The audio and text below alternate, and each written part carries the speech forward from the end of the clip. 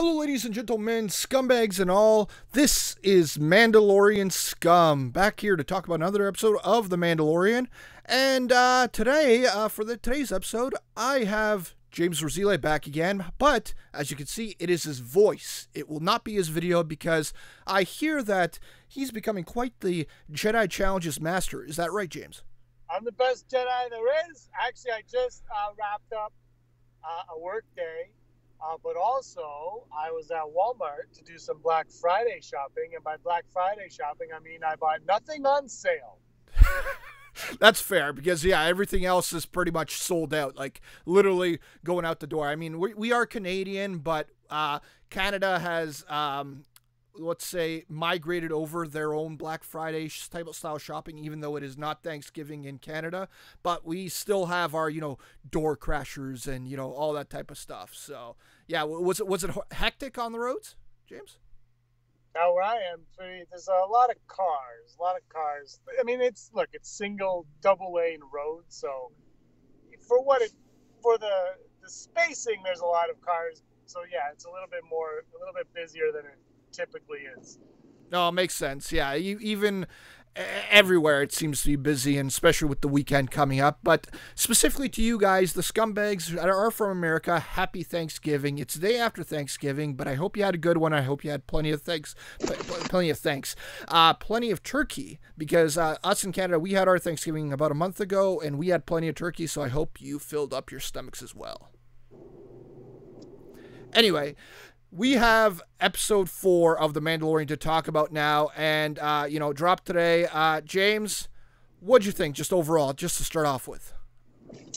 I liked it. I didn't love it. It was good. I mean, it was solid, well made and all that, and well acted, and the execution was fine. I just felt, like, right off the bat when it kind of happened, I felt, episode 4 out of 8, I thought we were going to get a little bit more of a progression in terms of story, and it was fine. It just, the first 3 just kept growing on each other, and this one kind of felt like it plateaued. That's my own personal take on it. I enjoyed it. I was glad I woke up at 6 a.m. to catch it on Disney Plus before I started my work day, but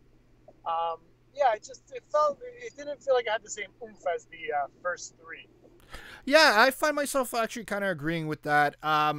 It's kind of been like a weird trend that they've starting to set up for The Mandalorian, where it was like, 1 was kind of a big episode. Chapter 1 was kind of a big episode because you found out about Baby Yoda. Second one was like, yeah, it was a big deal, but that you found out that Yoda was force sensitive, but it was kind of like a slower build as well, like kind of like what could be sort of a filler episode. And 3 was just balls off the wall, like amazing. And now again they establish on this one, excuse me a moment because that was my phone going off. This one just went back to like the slower pace, like not as action filled as the third one, definitely. And go ahead. It wasn't the action pace for me. It was the first episode happens. The first episode is kind of slow and methodical. It does what it needs to do, and it gets there, and then it hits you over the face with the ending. Oh, he's gonna have this baby Yoda. Yeah.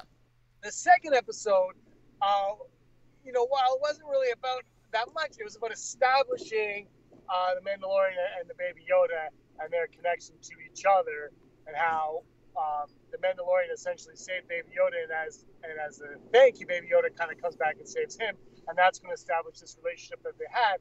That of course culminates in Chapter 3 when the Mandalorian, he can't leave him alone with the cloning scientist and Herzog. He's got to save it. So it all kind of figured out. And right now, and look, Chapter 4. My guess is Chapter 4 by the end of the season. Anyway, we're not going to feel like it was a letdown or anything. It was a lot of fun, but it felt like, well, what was the growth here? Was it just to introduce us to Cara Dune, or to the other woman? Like, what was it? I'm not quite sure. But I am sure that we're going to figure it out in the next week or two, that this one will have grave importance to the overall story. Just right now, watching it on a first viewing, I didn't feel like there was the progression that I was looking for in the 4th episode of an 8-episode season.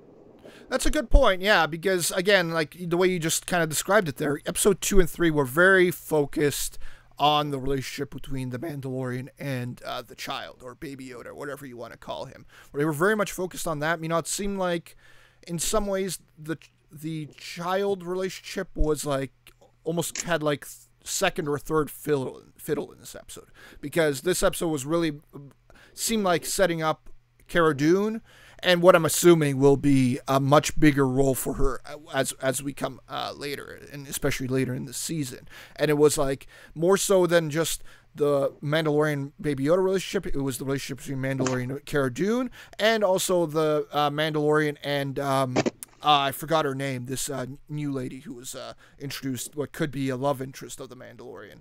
Do you remember what her name was, James? I know it was 6 a.m. and I wasn't watching it too loud, so I don't know if I heard all. I didn't hear catch her name, but I thought she was great. I guess like the acting. O'Mara, that was her name. Yeah, is very. I just find the acting to be super solid in the series so far. Right. So you know what? Let's go into it now, because we've been talking about, you know, when's Cara Dune going to show up? Where's Cara Dune going to show up? We had all these figures and these toys and stuff like that. She was in the trailer, and we finally got to see Cara Dune. James, what did you think about Cara Dune, the character, in this episode? I like Cara Dune. You know, I never really questioned when she was going to show up, because you knew she was coming, and the way that they were telling the story was kind of like, okay, well, they're going to get to her when they get to her. Mm-hmm. And that's how the show kind of was. It's like, we're going to get to everything when we get to it. Nothing is going to be force-fed. The Mandalorian's not going to have, you know, a tag team right off the bat. We have to get to that point. We were promised a lone ranger, and we kind of got one.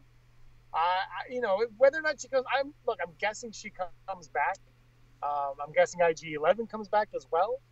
But I mean, at the same time, if none of these characters come back, is it really going to, like, does it affect too much? And that's one thing that I love about the storytelling is it's called The Mandalorian, and it's about the Mandalorian and the kid, but it's about the Mandalorian with this little 50-year-old.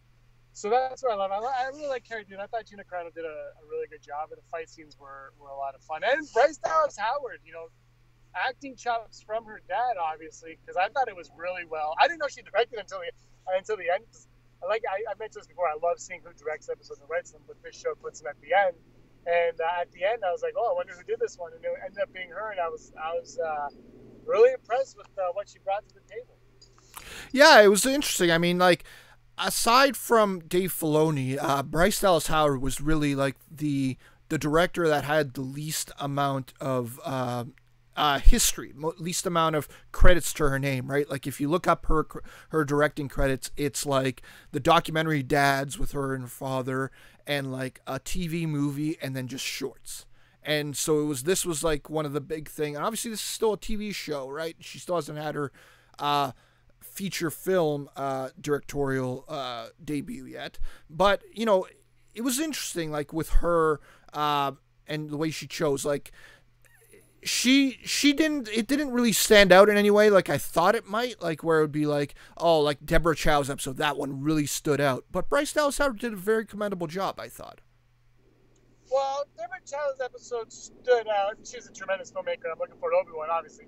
Right. But also her episode was more of a standout episode than this episode as well. The stuff with the ATSD was fantastic. Mm-hmm. I thought that was really well done. You know, I mean, Deborah Chow, she had some different choices in framework and whatnot that were a bit more powerful. But I also, again, you know, look, it's kind of difficult. This episode took place in a village. Right. It didn't lend itself to all that. It was, but I thought she did a very good job. I was really, you know, I love looking at stuff like that. I mean, I've only seen it once so far. Like I said, I watched it, went to work. I'm on the way home from work while we're recording this. I look forward to. I love watching them multiple times, and the second, third viewing is when I really start to look at the cinematic aspect of these episodes. No, yeah, it makes sense. It's very similar to, I think, what for it is for me, because it's like that first episode. It's always just like, as gigantic Star Wars fans, I feel like, James, it's like us just like we're watching Star Wars on TV. That's what that first time is watching. It's not like really watching anything with that critical of an eye.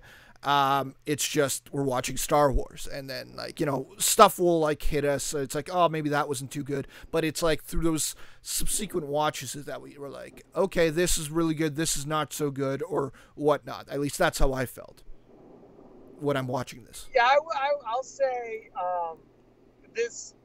the Deborah Chow episode I thought was one of the most beautiful looking pieces of. I said this last weekend on Twitter. One of the most beautiful looking pieces of Star Wars, anything we've ever gotten. Yeah. Look, the stuff I've seen from Rise of Skywalker, the cinematography in that actually I think looks beautiful. Mm-hmm. I think The Last Jedi was a really beautiful looking movie as well. But and realistically, The Mandalorian, The Mandalorian should never look as good as its motion picture counterparts, simply because of budget and whatnot. But it's been looking good. I thought this episode, it didn't. Yeah, it was maybe because it mostly took place in the day. I don't know. It didn't look like. It looked more similar to the first episode, I thought, in the cinematography aspect of it, which Right. I haven't even seen the cinematographer. I'm assuming it's the same person every time. That's a good. Of the series. But yeah, it's looking great, man. And like I said, the ATST with the red eyes was like straight out of Battlefront or something. I loved watching that. Yeah, that was like that was the cinematography moment that I thought that really stood out in this. It's that moment in which they're at that little camp of the Raiders, and then they see that ATST rise up and with those red eyes. That's the part that really looked great, I thought, from the cinematography perspective. Yeah, it was gorgeous. Yeah. But anyway, circling back to Cara Dune for a moment, I mean, it was interesting because, you know, we talking about Bryce Dallas Howard, how maybe she might not be as polished of a director. You brought in this character, Cara Dune, and we saw, like, you know, in the art at the end, how it was like, I'm assuming this art that's at the end of these episodes might almost be concept art in a certain way, because we saw those. Yeah, exactly. And it was like, we see those shots, those drawings of Cara Dune, and she looks like a little bit different than she does in the show itself, because that's what came from, you know, you cast somebody and they might look a little bit different than they did originally, and that's not a bad thing or a good thing. It's just about casting the right person. And for this role, they chose to cast Gina Carano, who's, you know, similar, why I brought up Bryce Dallas Howard. She's not as polished of an actress, right? Like, she's known as being an MMA fighter, right? Like, she was a solid MMA fighter. She retired, and, you know, she started doing these different movies, right? Like from Haywire to Furious 6, I think she was in, and Deadpool, right? And most of those ones were very much action heavy, action focused, because it's what she can do. And so, from a performance perspective, what did you think of Gina Carano in this? Because obviously she's still learning, but in general, did she impress you? What did you think? Yeah, she didn't distract or anything. I thought she was fine. And, you know, that's the other brilliant thing about having Bryce Dallas Howard come in and do this episode, because she's an actress. So she could come in and see Gina Carano from a different point of view of a different director, and kind of help guide her in directions that she needs to be taken from the perspective of somebody who lives in front of the camera like that, and can really help her. And I thought she did fine. I mean, look, everyone complains, oh, I acted in front of a blue screen or a green screen. These actors are acting to a masked person. You have no idea what you're getting from them.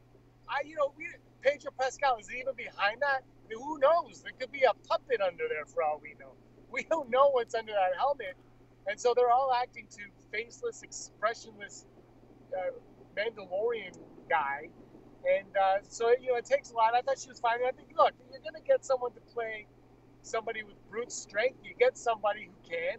And, you know, Schwarzenegger, Stallone, all those guys in the 80s, that's who they were, and this is who she is. And I think she plays that role perfectly. And I'd love to see Gina Carano come up on top like that, maybe get a bigger role in Star Wars, even as Cara Dune, unless she dies in the next episode. Right.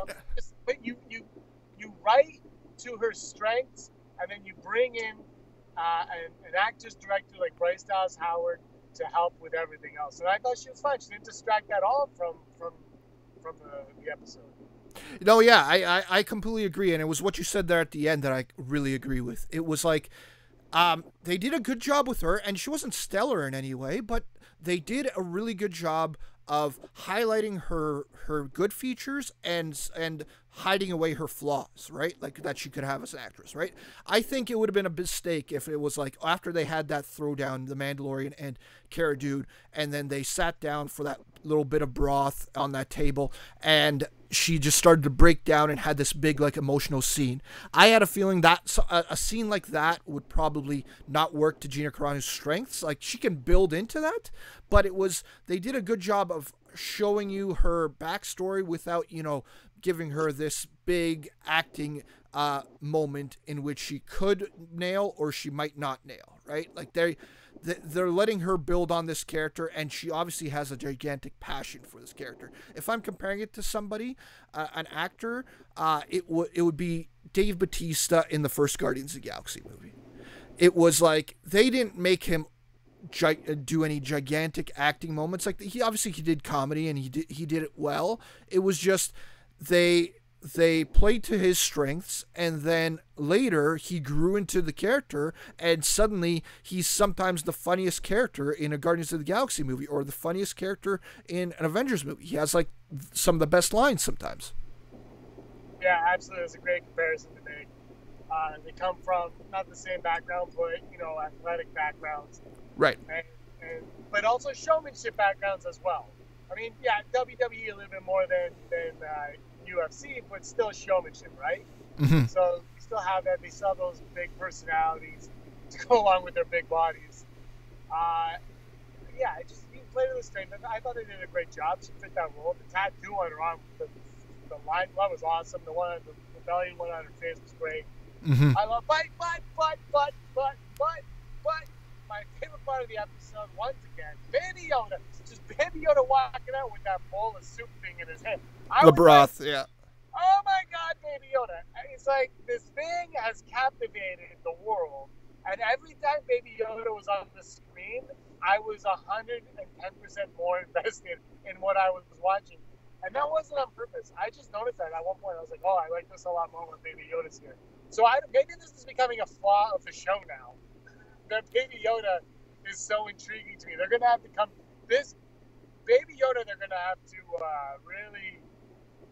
The next couple episodes, I think, are going to be big for Baby Yoda and my emotional connection with it. Well, yeah, if season 2 happens, they'll have to change the name of the show, and they'll put Baby Yoda and the Mandalorian. Absolutely. And of course that'll enthuse a lot of people who say his name's not Baby Yoda and all that type of stuff, but whatever, it's just a name that we have for the character, and we'll find out later what they want us to actually call him, if they assign a name to him or whatever, right? But regardless, in this episode, we came to this planet, and possibly the first one the first one on the show that's been named specifically by the characters, and that's Sorgon. This is the planet that we were on, or Sorgan, or whatever way you want to call it. It had like the crustaceans who are in the water, and what did you think of this planet, this new setting for Star Wars? I like the fish. The fish, yeah. I don't know. It was fine, I guess. I don't know. The droid looked out of place. I don't know. I just felt like when I saw the droid, I was like, oh yeah, they're droids. But then, right. Then the Mandalorian was on the cart with the droid driving, and I thought he didn't like droids. But anyway, no, I thought it was okay. I like the fish that they were catching was like blue fish and the frog that Baby Yoda wanted to eat and then spat out. I really, I liked all of that. The planet, I mean, there wasn't much to it. It was, Yeah, those fish looked like alien shrimp or something. Like that's what almost they look like blue shrimp. Yeah, like you got blue milk and blue shrimp. I'm down for that. Absolutely, and so we already kind of talked about the ATST part about it. What did you did you see this whole ATST part coming? Like, what did you think of them incorporating this rogue ATST with these red eyes? And we're starting to see red eyes on droids and all this type of stuff everywhere. What'd you think about them utilizing this ATST in this way? I'm a huge fan of Sith ATSTs. Right. By the way, I'm going to hit a dead zone soon, just so everybody's aware. So when I cut out, just take it, Rob. All right, sounds good. But no, I mean, obviously when it started, I wasn't expecting an ATST. But then as soon as they mentioned ATST, it's like, oh, I cannot wait to see this come out to play. That's something we haven't seen in a while, and it's old school Return of the Jedi. And especially, when you've been playing Battlefront 1 as much as I played it when it first came out, ATSTs are the bane of my existence.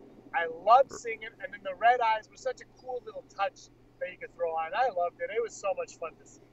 Yeah, it was a cool visual feature, like I said. Like that was the cinematography moment that again like stuck out to me. It's just seeing that thing rise up with the red eyes was just very, very cool, I thought. And if we're talking about things how it's like, oh, this episode, like again, for me, probably this episode was my least favorite of the 4 so far. And one of the big reasons that I thought was actually kind of dumb a little bit was the ending a little bit. I mean, it was the moment where it's like, seemingly this whole episode Mandalorian was thinking it's like, oh, I'm going to leave the kid here. That's my whole plan. And, this will be a good place for me to leave the kid and he'll be in good hands. But then all of a sudden this bounty hunter shows up at the end with the fob and there to kill Baby Yoda, and Cara Dune obviously stands up behind him and just, kills him and whatnot. This was the part that was kind of like stuck out to me. It was a little bit dumb because it seemed like, did the Mandalorian forget that there's fobs that, can track this Yoda? How do these fobs work, Rob? Can you explain the fobs to me? I have no idea whether it's like they put it underneath the Yoda's skin. Like originally I thought that the fob was connected to like the baby carriage, like the floating baby carriage. Yeah. I thought it was connected to that, but clearly it wasn't because they just kept finding him afterwards, right? Like and obviously, how does the fob even work to begin with? Because somebody would have to put like a tracer on the bounty, right? And then hire somebody to get the. I'm struggling with it. Someone will explain it to us, I think. Well, that's actually a good thing for you to just bring up is that if the Yoda actually has this GPS little tracker inside of him, could that institute that maybe this baby Yoda wasn't born normally? Maybe this was implanted into him at some point? No, because the first guy, the blue guy from the first episode, there was a fob on him as well. Mandalorian had a fob going after him. Right. The bounty hunters always have fobs for the job. Right. But I don't understand how it's connected to the person they're hunting. Yeah, maybe it has something to do with those like digits that they arrived. Because remember when he first went to Werner Herzog, and then he was like, "What are the digits for this thing?" And maybe that's like the GPS locator in some type of way. Which is this idea of this fob could just be this very weird bit of technology that Star Wars just hasn't been uncovering. As if like you can easily just find somebody with this fob thing, then why couldn't they just use this fob device to find Luke Skywalker in Force Awakens? Right? But I guess, maybe they only work within a certain distance of the area, right? And, I'm sure Hidalgo or Matt Martin or Leland Chi or someone can figure that out. Yeah, they'll tweet out an explanation at some point, I'm sure. Anyway, that was the episode. What did you think in general of that moment at the end? Because it bugged me that he would just somehow forget about this fob that could find them. It's like he just forgot about this device that can find him, and is just a way for bounty hunters to find him. What did you think of that ending point? I thought it was weird. Well, I don't know. I thought it was weird that he was going to drop him out there to begin with. So I was like, well, this is a nothing planet. He's not just like, there's no way it's going to end with him being left there alone. That was how I felt. The fob thing, I'm still not sure how the fob works, so I don't have any. The only question I have is how does this function? Right. No, it's true. No, it just seems like odd if it's like, let's just say it does. We know that it functions at least if you're on the planet. Seemingly, you can get closer to him and you know where the target is, right? And just see. knowing that bit of device, and you know that the Mandalorian knows that device exists because he's used it several times and he's had to use it against him. I don't know, maybe the explanation is just maybe he thought all the bounty hunters that had these fobs were killed at the end of episode 3 or chapter 3. I mean, that's the only possible explanation I think could somewhat make sense, but still, it just seemed like an odd plan of the Mandalorians to just be like, I'm going to leave the child here, and that's it. Especially considering that this child just seems to be so connected to the Mandalorian, just wants to be with him all the time. I think it's a good... Yep, sorry, you broke up there for a second. Yeah, I'm in the woods. I'm in Naboo. I'm in, like, the Gungan City. You don't say going to Gungan City. Yeah. But anyway, yeah, that was, I think, for the most part, again, like, I mean, I still liked the episode. I enjoyed it quite a bit. And, yeah, it was just probably my least favorite so far. And, yeah, well, let's talk about this part as well again. Like, how this whole idea where I compared some parts of the plot of this episode to the Magnificent Seven, in which they show up over there to this little town, and then they need help to get rid of these people, and then they put together a little bit of a group, and they have to train some of the people to defend the town, and then obviously defeat the invaders, or the raiders in this case. It just it seemed very much like, you know, sticking with the Western theme a little bit. What did you think of that plot point in which they have to train these villagers to fight? They went all in on the Western, right? On this one, I felt, and like I said, I was hoping it would. I really, you know, the way it's been moving is it was very Western, but I always felt like it was growing a little bit. And this one, I never got the sense that it grew. It just felt like it was like, yeah, this is what it is. And, you know, it was. I think it was something that Favreau really, really wanted to do, and I think it was something that for Bryce Dallas Howard is going to look really good on her directing reel, because she did a really fantastic job of it. It wasn't a bad episode by any stretch. It was just it was a Western through and through in a story that I think we've all seen dozens of times. And it was good, and he took off his mask to eat, so everybody can shut their mouths. He took off his helmet to eat his food. Yeah, so yeah, there we go, and yeah, just take off the mask. Like, this is just very interesting with the Mandalorians in general. How it's like they develop this lore, how they don't take off their masks. But you know, if you watch a Rebels episode, like seemingly the Mandalorians in there in that stuff take off their helmets all the time. Yeah, but that was before this big purge that happened. Right. Something's going on. There's something going on with Mandalore between the Rebels time and what we're watching that stems from, like, the Clone Wars era. There's something going on, and we're going to find out. It's going to be big.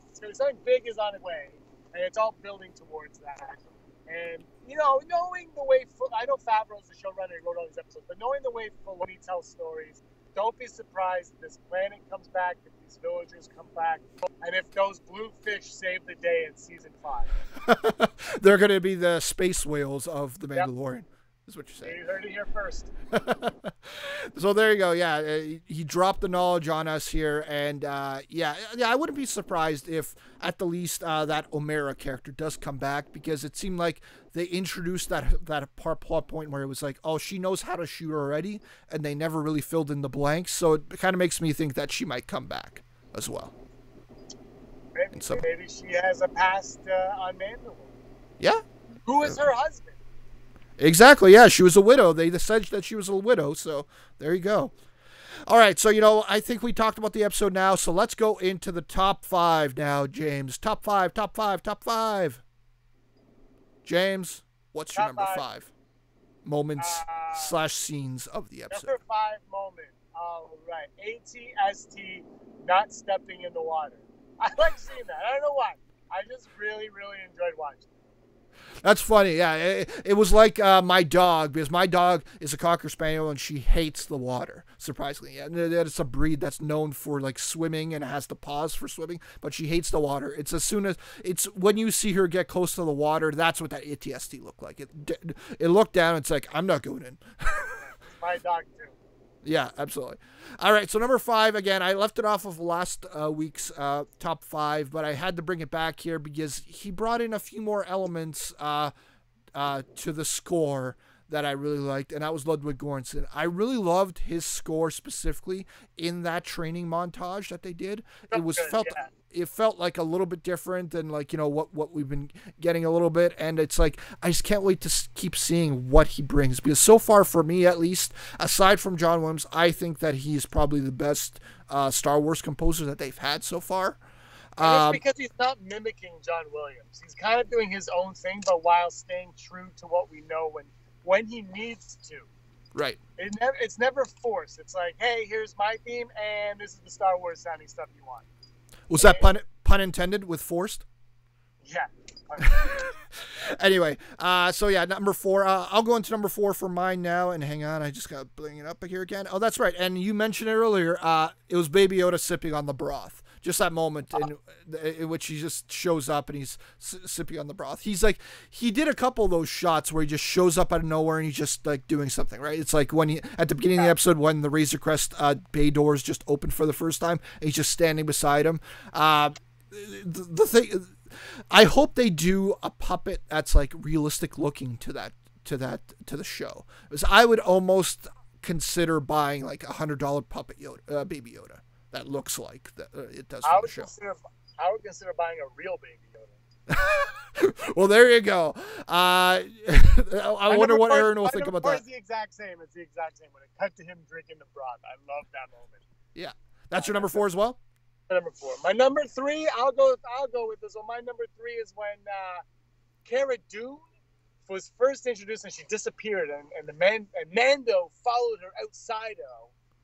And and then they were fighting, but my favorite was when they pulled the guns on each other. Right. That's my third favorite moment.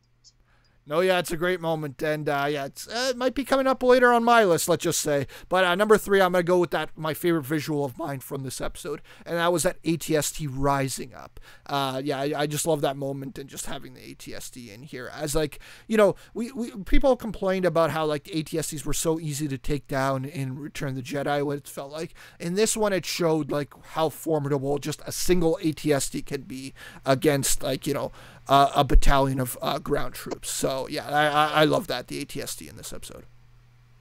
My number 2, Baby Yoda going after the frog, and the kid's thinking it's gross, and he lets it go. No, yeah, that was a great moment, especially that we had that moment in the second episode in Chapter 2, in which it eats that frog. So yeah, exactly. Yeah, good call. Yeah. Good callback, absolutely, yeah. So number 2 on mine is that the throwdown between Cara Dune and the Mandalorian. I really love that. Like, again, I felt like that fight scene, well, it might have been, it was, I think, the best hand-to-hand fight scene that they've done so far. Because, like, you know, for the most part, when Mandalorian's been fighting somebody, it's just about, like, you know, killing like a group of guys so far. You know, this one actually showed that it showed off a really cool hand-to-hand fight scene, and like I said, highlighted Gina Carano's strengths quite a bit in it. So just that whole throwdown, and yes, with the ending where they pull out the guns, is amazing as well. So James, what is your number 1? I'm curious if it is the same number 1 as me. It won't be. My number 1 is Baby Yoda flipping the switches. Oh, there you go, at the beginning. Okay, nice. Yeah, that was my favorite part. It was awesome. Yeah, it's a funny relationship that they're getting within the when they're in that cockpit, like, you know, from the last episode in which it's unscrewing the what I thought was a little thermal detonator, but it was just a knob on the gear shift of the Razor Crest, and then here just messing with the Razor Crest and possibly killing them all. Like, imagine if there was that last switch that he flipped and it seemed like the Razor Crest could have just crashed. That would have been a funny ending to just this series in general. But anyway, my number 1 is one that we haven't talked about at all so far, and I'm surprised that it didn't wind up on your list. But it was the first ever live action Lothcat. That was I noticed that. Yeah. Yeah, that was my number 1. Just seeing the Lothcat live action was awesome, and clearly these Lothcats just aren't on Lothar at all, right? Lothar, did I get that right? Lothal, not Lothar, or Luthar. Clearly, I should watch more Rebels again to remember that name. But yeah, I don't know if these Lothcats have a different name. Maybe they're whatever the name of the sword cats. I don't know, but regardless, that was my number one. Just seeing a Lothcat live action was really cool for me. Yeah, it was pretty cool. Yeah. I just realized that we jumped over Never Tell Me the Odds. So, James, I switched up the order of it all, but let's just go to Never Tell Me the Odds. James, do you have a Never Tell Me the Odds? Never Tell Me the Odd. Will we see Gina Carano again? Gina Carano again this season, or just again in general? This season. Okay. I mean, I'm sure we'll see Gina Carano again. We'll see Cara Dune this season again. Yeah, well, we definitely know that she's going to be in season 2 because I remember seeing that recent interview with Carl Weathers saying that it's like, oh yeah, we were shooting today and Gina Carano had a really big day is all he said. Nice. But so will we see her again this season? Yeah, I'm going to go really high. I'm going to say 90% chance that we will see her again this season in these final 4 episodes. What do you think, James? Yeah, I'm going 93. 93. 3 up to me. Yeah, well, there you go. Yeah, no, I think it's a very, very high possibility. Yeah, totally. When it's a 3 up, it's a thrup, by the way. I thrupped you. Thrupped you. Okay, there we go. I thrupped you. All right, so my Never Tell Me the Odds is, we're halfway through this season right now. We haven't seen something that these spin-off films have been doing so far. It's in Rogue One we had it, and in Solo we had it in a way as well. James, in these final 4 episodes in season 1, will we see a lightsaber ignited? Just turned on. I really hope not, but you would think they're I'm gonna go low on this because I'm gonna believe they don't need to, so they won't. So I'm gonna go 35. 35. Okay. I'm gonna say they don't need to. It's not necessary. Why shoehorn something in there if you don't need to? It would be cool. Obviously, we all love lightsabers and they're amazing, but right now they got a good thing going. Why change that? Mm-hmm.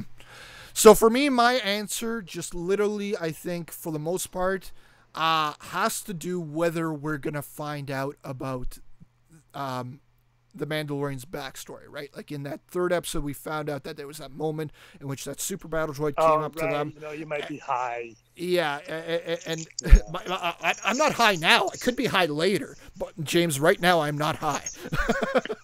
Anyway, with that battle droid just showing up over there, if we see the resolution to that, I think we could see a lightsaber turn on, whether it's Yoda, whether it's Ahsoka.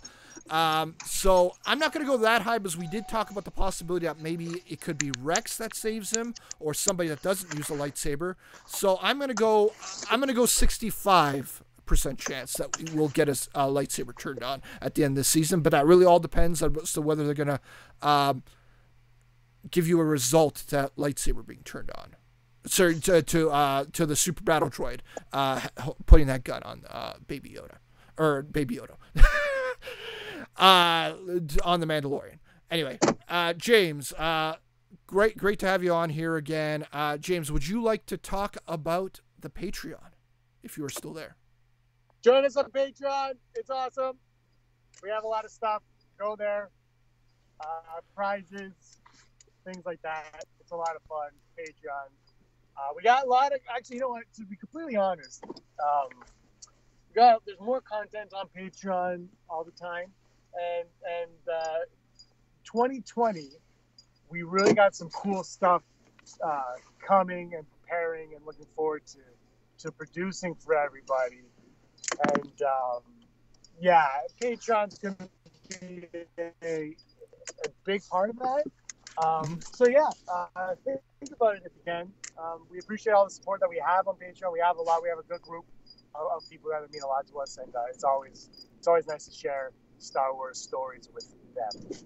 Yeah, and there are so many awesome tiers. Like we talked about last week, how it's like if you get to a certain tier, you can actually get a physical box, like a gift from us here at Rebel Scum, and you get exclusive shows, and you get to see other shows early as well. So yeah, there's a lot of really good reasons for you to join the Patreon for Rebel Scum. But if you don't, like let's say you just don't really have the money to spend, just we appreciate you guys watching us and watching our shows and watching our content. So just, you can support us in other ways, whether it's, retweeting stuff or just watching our videos. We appreciate that regardless.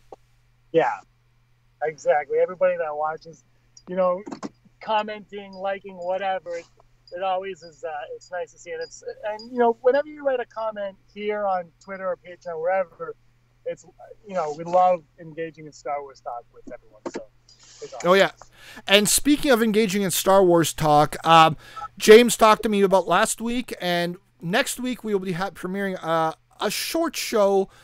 Starting next week, we will be doing the Mandalorian preamble, is what I call it. So we'll be previewing the upcoming episode of The Mandalorian. It'll be put on the YouTube channel on Thursdays, and you'll just get to see me just talking about The Mandalorian, what I think is going to happen in the next episode. Next week's episode is actually directed by Dave Filoni, so we'll see Dave Filoni back behind the director's chair, which will be really cool.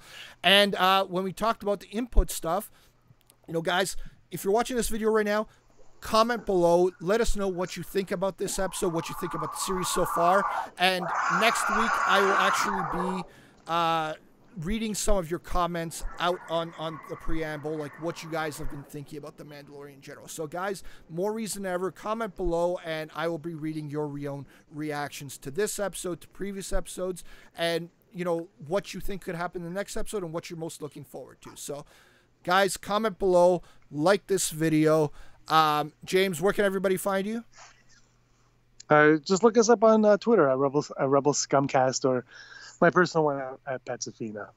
Absolutely. And you can follow me at Robert E. McDonald as per usual. And again, I am Darth Ward. I am Rob McDonald. I am the Dark Lord.